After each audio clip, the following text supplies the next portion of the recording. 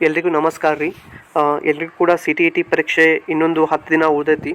ಅದು ಪೇಪರ್ 1 ಆಗಲಿ ಪೇಪರ್ 2 ಆಗಲಿ ಫೆಬ್ರವರಿ 8ಕ್ಕೆ ಪರೀಕ್ಷೆ ಇದೆ.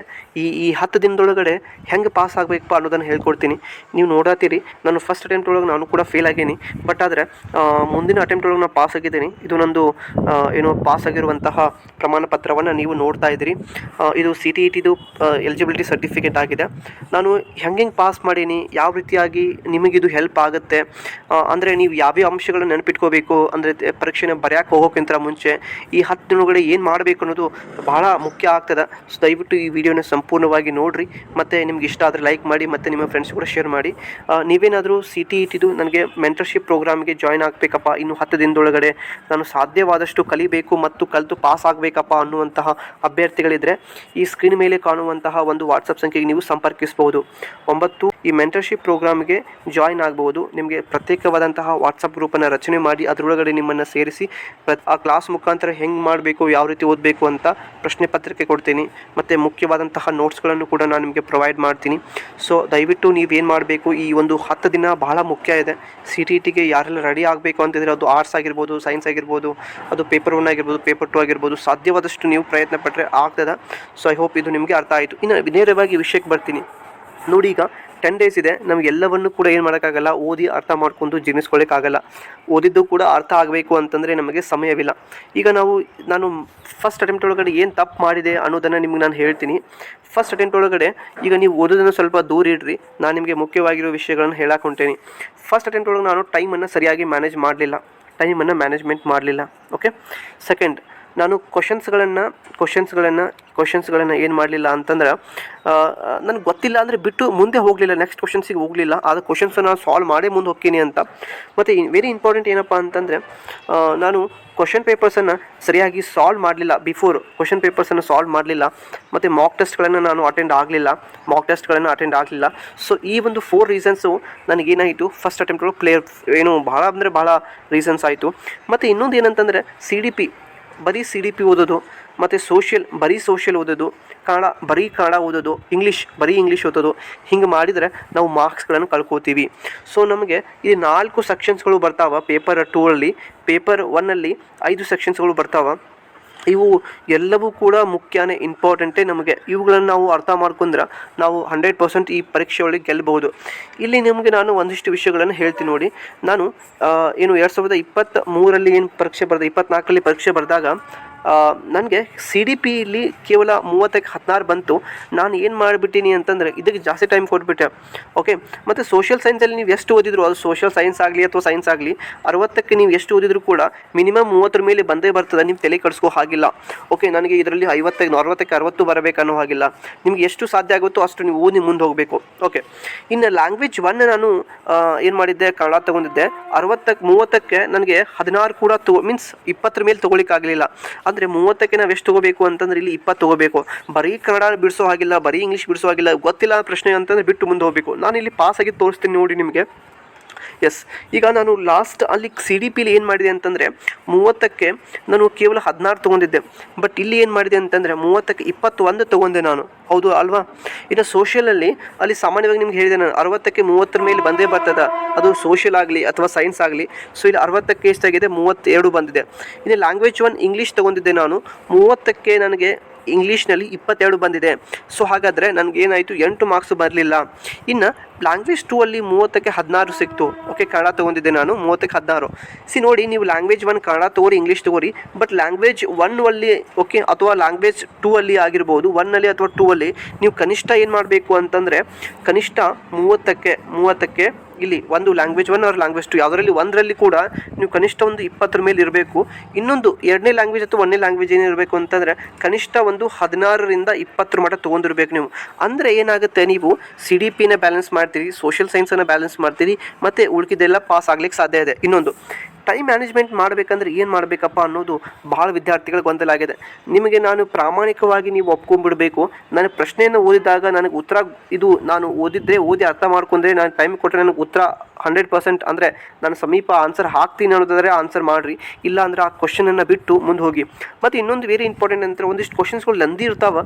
ಆ ಕ್ವಶನ್ಸ್ಗಳು ನಮ್ಗೆ ಅರ್ಥ ಆಗೋದಿಲ್ಲ, ಅವುಗಳನ್ನು ಬಿಟ್ಟು ಮುಂದೆ ಹೋಗಬೇಕು. ಇದು 1ನೇ ಪಾಯಿಂಟು. 2ನೇ ಪಾಯಿಂಟ್ ಏನಪ್ಪ ಅಂತಂದರೆ, ಮೊದಲೇ ನಾನು ಪ್ಲ್ಯಾನ್ ಮಾಡ್ಕೊಂಡು ಹೋಗಿರಬೇಕು. ನಾನು ಪ್ರಾರಂಭದಲ್ಲಿ ಏನು ಮಾಡ್ತೀನಿ, ಕನ್ನಡ ಬಿಡಿಸ್ತೀನಿ 30 ನಿಮಿಷ, ನೆಕ್ಸ್ಟ್ ಇಂಗ್ಲೀಷ್ ಬಿಡಿಸ್ತೀನಿ 30 ನಿಮಿಷ, ನೆಕ್ಸ್ಟ್ CDP ಬಿಡಿಸ್ತೀನಿ 30 ನಿಮಿಷ, ಆಮೇಲೆ ನಾನು ಸೈನ್ಸ್ ಆ್ಯಂಡ್ ಮ್ಯಾಥಮೆಟಿಕ್ಸ್ ಬಿಡಿಸ್ತೀನಿ. ಸೊ ಈ ರೀತಿಯಾಗಿ ಮಾಡ್ಕೊಂಡು ಹೋಗಿರಬೇಕು. ನಾನು ಮೊದಲಿಗೆ ಕನ್ನಡ, ಆಮೇಲೆ ಇಂಗ್ಲೀಷ್, ಆಮೇಲೆ CDP, ಆಮೇಲೆ ಸೋಷಿಯಲ್ ಸೈನ್ಸ್, ಇವುಗಳನ್ನು ನಾನು ಹೀಗೆ ಪ್ಲ್ಯಾನ್ ಪ್ರಕಾರನೇ ಮಾಡಿದೆ.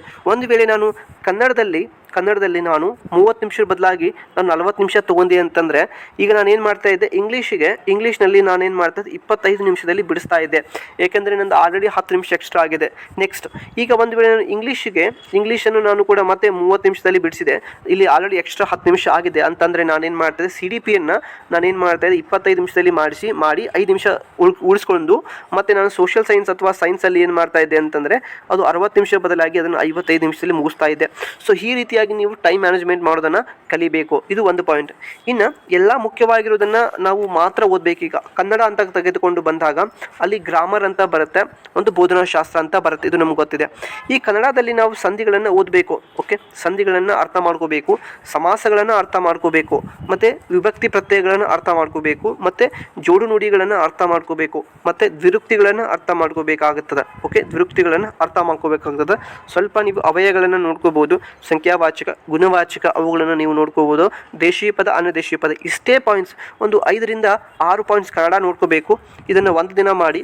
ಇನ್ನು ನೀವು ಅದೇ ರೀತಿ ಬೋಧನಾಶಾಸ್ತ್ರ ಅಂತ ಬಂದಾಗ, ಬೋಧನಾಶಾಸ್ತ್ರವನ್ನು ನೀವು ಹೆಂಗೆ ಮಾಡ್ಬೋದಪ್ಪ ಅಂತಂದರೆ, ಈಗ ಬೋಧನಾಶಾಸ್ತ್ರ ವಿಧಾನಗಳನ್ನು ನೋಡ್ಕೋಬೋದು. ನಿಗಮನ ವಿಧಾನ, ಅನುಗಮನ ವಿಧಾನ, ಮತ್ತು ಅದೇ ರೀತಿಯಾಗಿ discovery method, top to bottom approach, bottom to top approach, ವ್ಯಾಕರಣ, ಭಾಷಾಂತರ ವಿಧಾನ, ಇವುಗಳನ್ನು ನೀವು ನೋಡ್ಕೋಬೋದಾಗಿದೆ.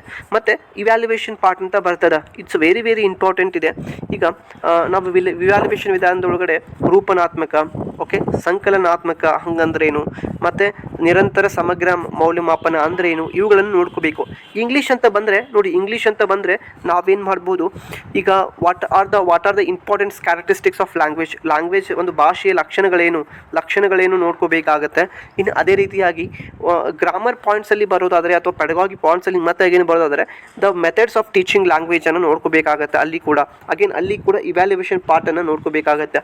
ಮತ್ತೊಂದು ಮುಂದೆ ಹೋಗಿ ಕ್ವಶನ್ಸ್ಗಳನ್ನು ನಾವು ಸಾಧ್ಯವಾದಷ್ಟು ಬಿಡಿಸೋದ್ರಿಂದ ನಾವು ಹೆಂಗೆ ವಿಚಾರ ಮಾಡ್ತೀವಿ, ಯಾವ ರೀತಿಗೆ ಆನ್ಸರ್ ಮಾಡ್ತೀವಿ ಅನ್ನೋದು ನಮಗೆ ಗೊತ್ತಾಗುತ್ತೆ. ಇನ್ನು ಗ್ರಾಮರಲ್ಲಿ ಬರೋದಾದರೆ ನೀವು identify the parts of speech, ಇದು ಪಕ್ಕಾ ಒಂದು ಮಾರ್ಕ್ಸ್ ಬಂದೇ ಬರ್ತದೆ ಪ್ರತಿ ವರ್ಷ. ಪಾರ್ಟ್ಸ್ ಆಫ್ ಸ್ಪೀಚನ್ನು ನೀವು ಐಡೆಂಟಿಫೈ ಮಾಡಬೇಕು. ಮತ್ತು ವೆರಿ ಇಂಪಾರ್ಟೆಂಟ್ ಏನು ಕ್ಲಾಸಸ್ ಅಂತ ಬರ್ತಾವೆ, ಪ್ರಿನ್ಸಿಪಲ್ ಕ್ಲಾಸ್, ಮತ್ತು ನಾವು ಏನು ಸಬಾರ್ಡಿನೇಟ್ ಕ್ಲಾಸ್, ನಾವು ನೌನ್ ಕ್ಲಾಸ್, ಮತ್ತು ಅಡ್ವರ್ಬ್ ಕ್ಲಾಸ್ ಮತ್ತು ಅಬ್ಜೆಕ್ಟಿವ್ ಕ್ಲಾಸನ್ನು ಕಲ್ಕೊಂಡು ಹೋಗ್ರಿ. ದಯವಿಟ್ಟು ಕ್ಲಾಸ್ಗಳನ್ನು ಕಲ್ಕೊಂಡು ಹೋಗ್ರಿ, ಐಡೆಂಟಿಫೈ ದ ಪಾರ್ಟ್ಸ್ ಆಫ್ ಸ್ಪೀಚನ್ನು ಕಲ್ಕೊಂಡು ಹೋಗ್ರಿ. ಇವೆರಡು ಪದೇ ಬರ್ತಾ ಇದೆ. ಮತ್ತು ನೀವು ಕನೆಕ್ಟರ್ಸ್ ಅಂದರೆ ಕಂಜಕ್ಷನ್ಸ್ ಮೇಲೆ ಪ್ರಶ್ನೆ ಕೇಳ್ತಾನೆ, ಮತ್ತು ನಿಮಗೆ ಮತ್ತೆ ಅಡ್ವರ್ಬ್ ಮೇಲೆ ಕೇಳ್ತಾನೆ, ಅಬ್ಜೆಕ್ಟಿವ್ ಮೇಲೆ ಸ್ವಲ್ಪ ಕೇಳ್ತಾನೆ. ಇದು ಬಿಟ್ಟು ಬೇರೆ ಏನು ಕೇಳೋದಿಲ್ಲ. ಸೊ ಇದುಗಳನ್ನು ನೀವು ಮಾಡಿ, ಸ್ವಲ್ಪ ವೆಕ್ಯಾಬ್ಲರಿ ನಿಮಗೆ ಇದ್ದರೆ ಚೆನ್ನಾಗಿರ್ತದೆ. ಇನ್ನು ನೀವು CDPಯಲ್ಲಿ ಏನು ಮಾಡಬೇಕು ಸರ್, ನಾನು CDPಯಲ್ಲಿ ಬರೀ ಕ್ವಶನ್ಸ್ಗಳನ್ನು ಬಿಡಿಸ್ಬೇಕು.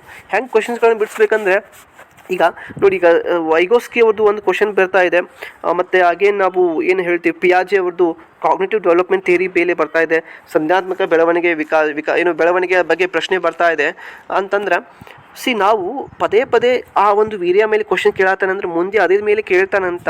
But way of asking question ಬೇರೆ ಆಗ್ಬೋದು, ಬಟ್ ಟಾಪಿಕ್ ಸೇಮ್ ಇದೆ, ಅವುಗಳನ್ನು ಮಾಡಿ. ಮತ್ತು ಇನ್ನೊಂದು ಇಂಪಾರ್ಟೆಂಟ್ ಏನಂತಂದರೆ, ಈಗ ಇವ್ಯಾಲ್ಯುವೇಷನನ್ನು ಕೇಳ್ತಾ ಇದ್ದಾನೆ ಅದನ್ನು ನೋಡ್ಕೋರಿ. ಮತ್ತು NEP ಮೇಲೆ ಒಂದು ಪ್ರಶ್ನೆ ಬಂದೇ ಬರ್ತದೆ, NEPಯನ್ನು ನೋಡ್ಕೋರಿ. ಹೀಗೆ ಮುಖ್ಯವಾಗಿರೋದನ್ನು ಲಿಸ್ಟ್ ಔಟ್ ಮಾಡಿ. ನಿಮಗೆ ಲಿಸ್ಟ್ ಔಟ್ ಮಾಡೋದನ್ನು ನಾನು ಕೂಡ ಹೇಳ್ತೀನಿ. ನಮ್ಮ ಕ್ಲಾಸಿಗೆ ನೀವು ಜಾಯ್ನ್ ಆದರೆ 100% ಹೇಳ್ತೀನಿ. ಒಂದು 8 to 10 ಡೇಸ್ ಇದೆ, ನೀವು ಜಾಯ್ನ್ ಆಗ್ಬೋದು. ಮತ್ತು ಮತ್ತೊಂದು ವಿಚಾರ ಏನಂತಂದರೆ, ಈಗ ನೀವು ಸೈನ್ಸ್ ಓದ್ತಾ ಇದ್ದೀರಿ ಅಥವಾ ಸೋಷಿಯಲ್ ಓದ್ತಾ ಇದ್ದೀರಿ ಅಂತಂದರೆ, ಪ್ರಶ್ನೆ ಯಾವ್ಯಾವ ರೂಪದೊಳಗೆ ಕೇಳತ್ತಾನ, ಒಂದು ಅಸರ್ಷನ್ ರೀಸನ್ ಮೇಲೆ ಪ್ರಶ್ನೆಗಳು ಕೇಳತ್ತಾನ, ಅಥವಾ ಒಂದು ಹೇಳಿಕೆಗಳ ಮೇಲೆ ಸ್ಟೇಟ್ಮೆಂಟ್ ಮೇಲೆ ಕೇಳತ್ತಾನೋ, ಅಥವಾ which of the following is true ಅಂತ ಕೇಳತ್ತಾನೋ, which of the following is not correct ಅಂತ ಕೇಳತ್ತಾನೋ, ಇವುಗಳನ್ನು ನೀವು ಪ್ರಾಕ್ಟೀಸ್ ಮಾಡಬೇಕು. ನೀವು ಪ್ರಾಕ್ಟೀಸ್ ಮಾಡಿ ನಿಮ್ಮ ತಲೆಗೆ ನೀವು ಅವುಗಳನ್ನು ಹೇಳಿಬಿಟ್ರೆ ಅವು ಹಿಂಗೆ ಕ್ಲಿಯಾರಿಟಿ ಮಾಡ್ತವೆ. ಐ ಹೋಪ್ ಇವತ್ತಿನ ವಿಡಿಯೋದಲ್ಲಿ ನಾನು ಹೇಳಿದ್ದೀನಿ. ನಾನು ಫಸ್ಟ್ ಅಟೆಂಪ್ಟ್ ಒಳಗೆ ಮಾಡಿದ ತಪ್ಪುಗಳನ್ನು ನೀವು ಮಾಡಬೇಡಿ. ಸೆಕೆಂಡ್ ಅಟೆಂಪ್ಟ್ ಒಳಗೆ ನಾನು ಪಾಸ್ ಆಗಿದ್ದೀನಿ ಅಂದರೂ ಕೂಡ ನಾನು ಈ ವರ್ಷ ಮತ್ತೆ ಕೂಡ ಪರೀಕ್ಷೆನ ಬರಿತಾ ಇದ್ದೀನಿ. ಸೊ ನೀವು ಕೂಡ ಚೆನ್ನಾಗಿ ಪರೀಕ್ಷೆ ಬರೀರಿ. ಆಲ್ ದಿ ಬೆಸ್ಟ್ ಅಂತ ಹೇಳಿ ಇಷ್ಟಪಡ್ತೀನಿ. ನಿಮಗೆ ಏನಾದರೂ ಮಾರ್ಗದರ್ಶನ ಮೆಂಟರ್ಶಿಪ್ ಪ್ರೋಗ್ರಾಮ್ ಬೇಕಾದರೆ ನಾನು ಈ ಕೆಳಗಿನ ಡಿಸ್ಕ್ರಿಪ್ಷನ್ ಬಾಕ್ಸ್ ಒಳಗೆ ಕೊಡೆ ಮಾಡಲ್ಪಟ್ಟುವಂಥ ಸಂಖ್ಯೆಗೆ ನೀವು ಸಂಪರ್ಕಿಸಿ. ಅದರ ಮುಖಾಂತರ ನಿಮಗೆ ನಾನು ಸ್ಪಂದನೆ ಮಾಡ್ತೀನಿ ಅಂತ ಹೇಳ್ತಾ, ಇವತ್ತಿನ ವಿಡಿಯೋನ ನಾನು ಚೊಕ್ಕದಾಗಿ ಹೇಳಿದರೂ ಕೂಡ ನಿಮಗೆ ಅರ್ಥ ಆಗಿಲ್ಲ ಅಂದರೂ ಕೂಡ ನಿಮಗೆ ಮತ್ತೊಂದು ಸಲ ತಿಳಿಸುವಂಥ ಪ್ರಯತ್ನ ಮಾಡ್ತೀನಿ.